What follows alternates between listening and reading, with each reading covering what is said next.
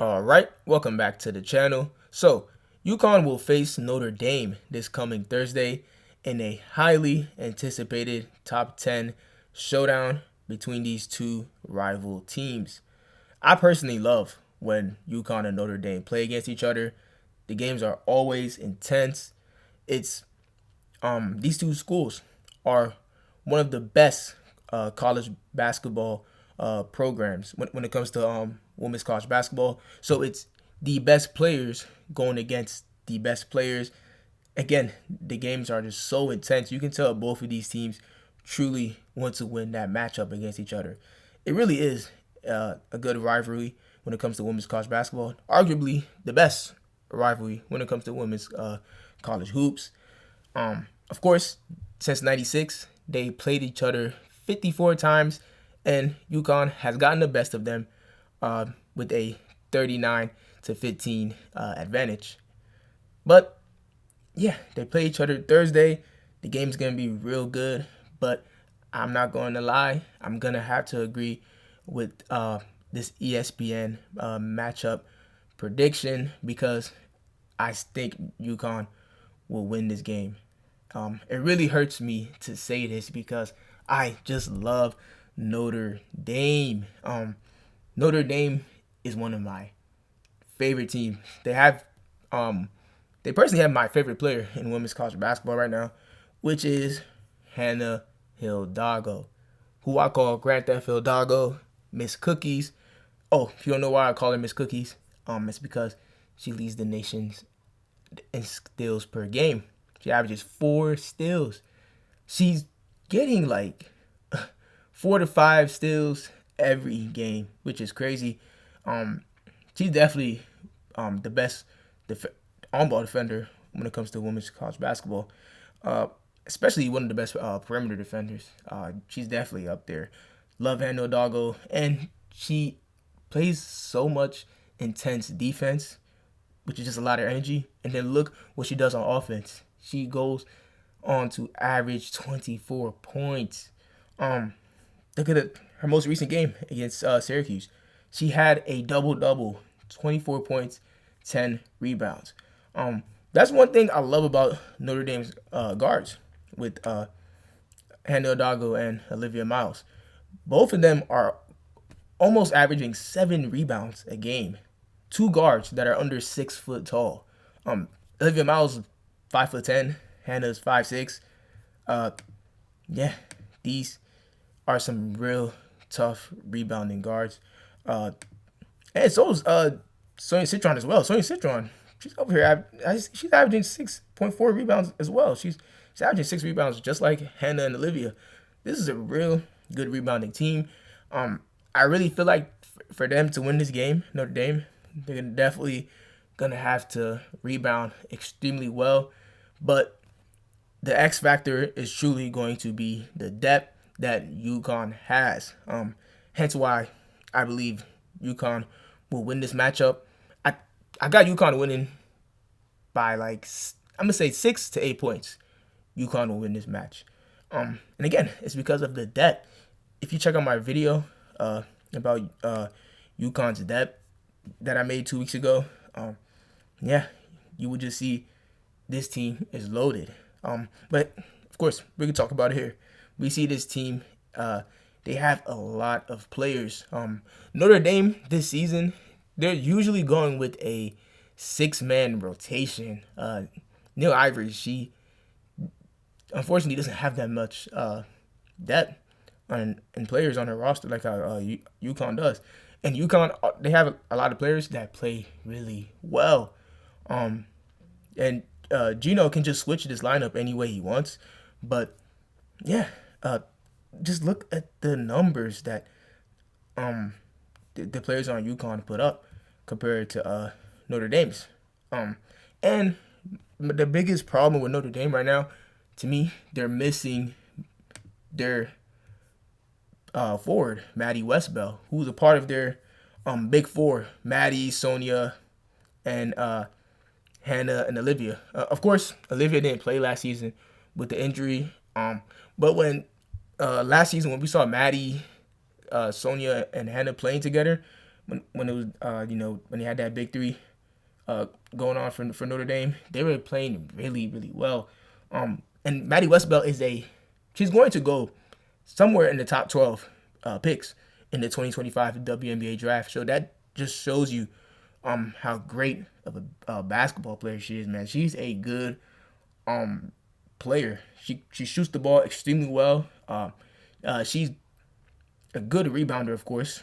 And she was a nice passer, especially out of the post. When she was in the post, she can just hit them.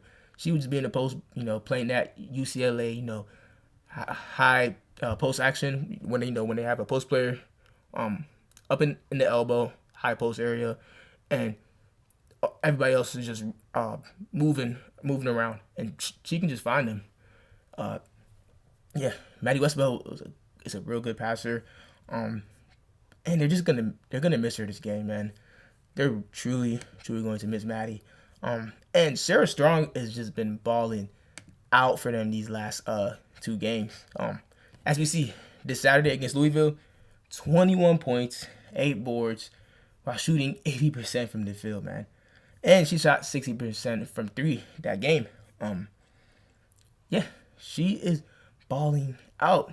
The last game, she had 22 points, 7 boards, and shot 75% from the field and 80% from 3. She is really stepping up. And again, in my previous video about UConn's roster, Sarah Strong 3-point percentage was down, and just like how I predicted, I said within the next couple of games, when she's of course it was just the season just started. I told people her 3-point percentage is going to go up.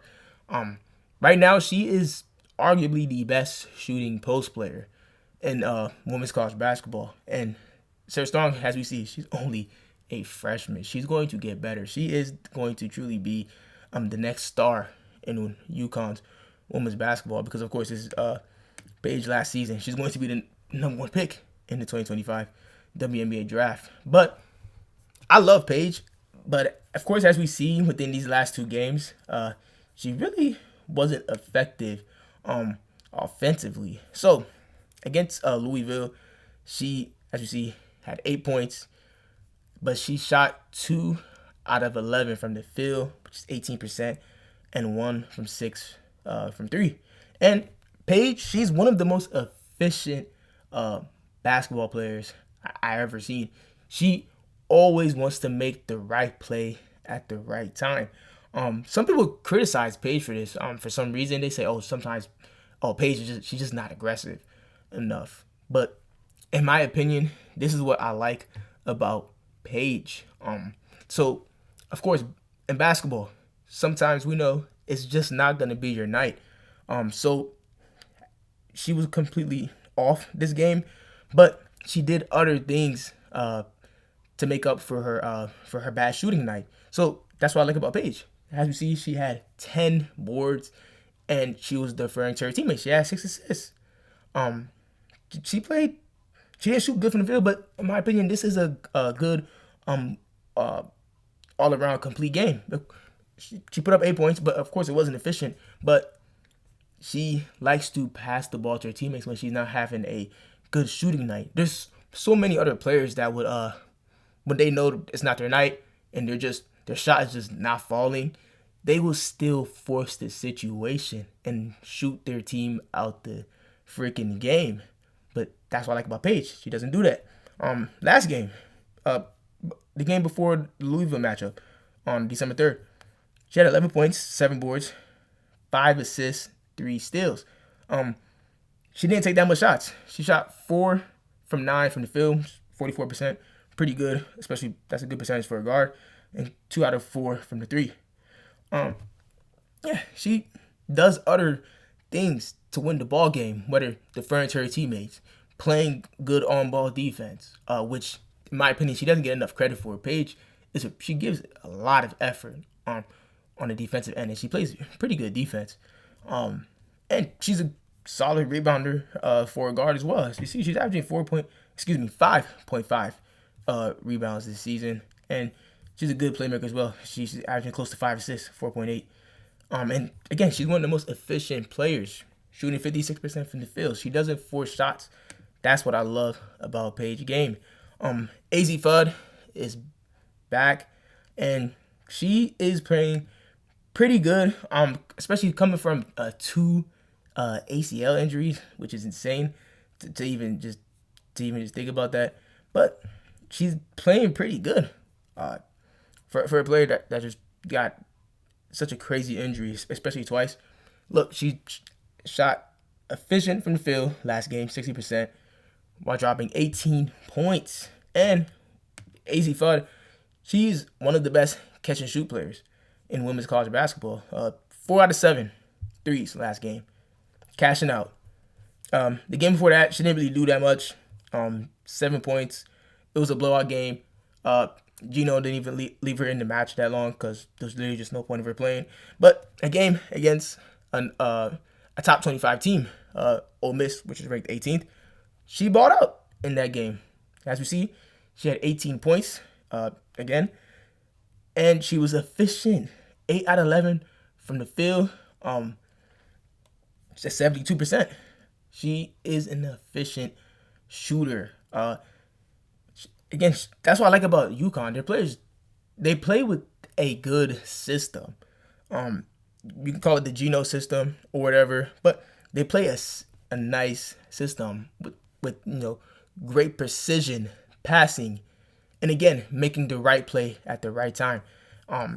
That's truly Paige's game, but pretty much all of the UConn roster plays that way, and this team just has great depth. They could put KK Arnold, who's one of the best on-ball defenders in women's college basketball as well. She reminds me a lot like Raven Johnson.